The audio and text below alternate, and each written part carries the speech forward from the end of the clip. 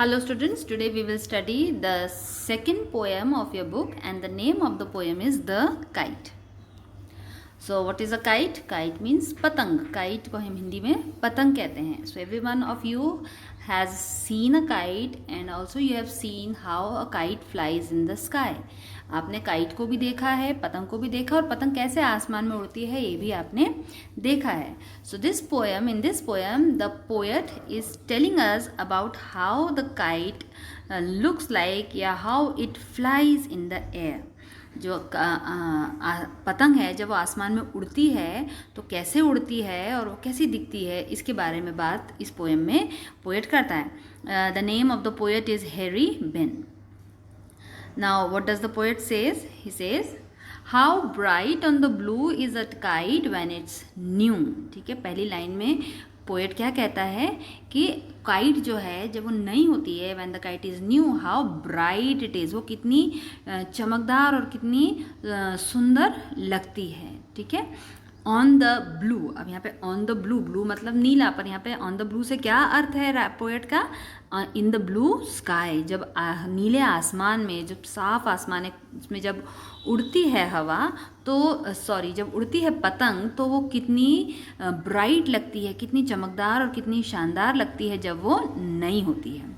With a dive and a dip it snaps its tail, then soars like a ship with only a sail.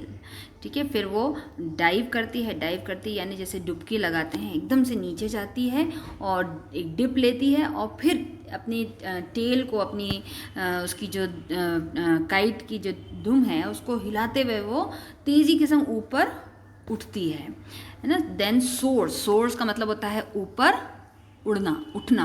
ठीक है, तो जैसे एक ship जो होता है जो कि अपनी सेल्स यानी जो शिप के ऊपर जो पाल होता है ना, उसकी सहायता से जब वो टाइड्स के ऊपर यानी तेज़ जो लहरें हैं उनके ऊपर जो है चढ़ता है या उनके ऊपर तैरता है, बिल्कुल ऐसे ही जो काइट है, जो पतंग है, वो भी हवा के ऊपर राइड करती है. और ऑफ विंड इट्स राइड्स करना यानी विंड के ऊपर वो सवारी करती है, हवा के ऊपर वो सवारी करती है. Climbs to the crest of a gust and pulls, then it seems to rest as wind falls. ठीक है, तो क्रेस्ट यानी जो पहाड़ है, पहाड़ों की ऊंची चोटियाँ या उसकी बात यहाँ पे कर रहा है. कह रहा है ऐसा लगता है कि जैसे वो पहाड़ों की ऊंची चोटियों पर चढ़ रही है हवा के ऊपर, ऐसा लगता है. और ना जब वो गस्ट एंड पुल्स यानी कि गस्ट का मतलब होता है तेज़ बहने वाली हवा. ठीक है, तो जब वो तेज़ बहने वाली हवा के संग खींची चली जाती है और ऊपर चढ़ती है तो ऐसा लगता है मानो वो पहाड़ों की ऊंची चोटियों तक को छू लेगी. और पर जब हवा जो है उसकी गति धीमी हो जाती है, एज विंड फॉल्स यानी जब हवा की गति धीमी हो जाती है, then it seems to rest, तो ऐसा लगता है कि अब जो है पतंग जो है रेस्ट कर रही है, आराम कर रही है, क्योंकि तब वो हमें ऊपर चढ़ती हुई भी नहीं दिखती है, ना वो नीचे गिरती हुई दिखती है. पर जब हवा जब बिल्कुल बहना बंद सी हो जाती है तब क्या होता है? When strings goes slack you wind it back and run until a new breeze blows.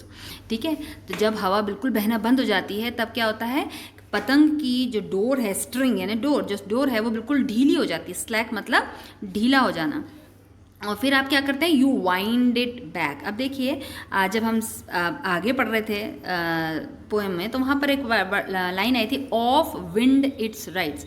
यहाँ पर विंड जो है इसका मतलब है तेज़ बहने वाली हवा.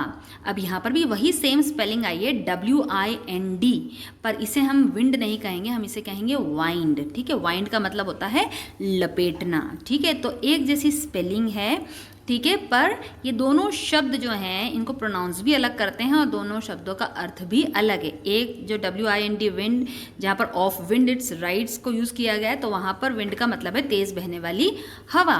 और जहाँ यहाँ इस सेंटेंस में, पोएम के इस हिस्से में जहाँ पर ये सेंटेंस है वहाँ पर कहते हैं यू वाइंड इट बैक, तो WIND को हम प्रोनाउंस करेंगे वाइंड और इसका मतलब होता है लपेटना. तो जब आपकी पतंग की जो डोर है जब वो ढीली हो जाती है तो आप क्या करते हैं? आप उसे जल्दी से वापस लपेटते हैं.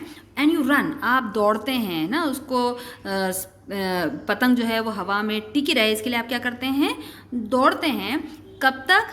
until a new breeze blows, जब तक कि फिर से एक तेज़ हवा का झोंका ना आए तब तक पतंग को हवा में रखने के लिए, आसमान में ही रखने के लिए आप क्या करते हैं, थोड़ा सा दौड़ते हैं और धागे को टाइट करते हैं, उसको लपेट कर उसे टाइट करते हैं क्योंकि वो ढीला हो चुका होता है, ठीक है। And its wings fill and up is goes, और जब नया हवा का झोंका आता है तो फिर से जो बोलना चाहिए हवा का जो झोंका है वो पतंग को के पंखों को फिर से हवा से भर देता है, यूँ बोलना चाहिए फिर से उसको गति देता है और वो जो पतंग है वो फिर से ऊपर चली जाती है। How bright on the blue is a kite when it's new, ठीक है। फिर से अब पहली लाइन को ही रिपीट कर रहा है पोएट, और क्या कह रहा है यहाँ पर, पोएम जो है ख़त्म होने आ रही है, पोएट कह रहा है कि जब तक पतंग नहीं होती तब तक वो कितनी ब्राइट लगती है, तब तक वो कितनी चमकदार लगती है, कितनी सुंदर लगती है। But a raggeder thing you never will see when it flaps on a string on the top of a tree।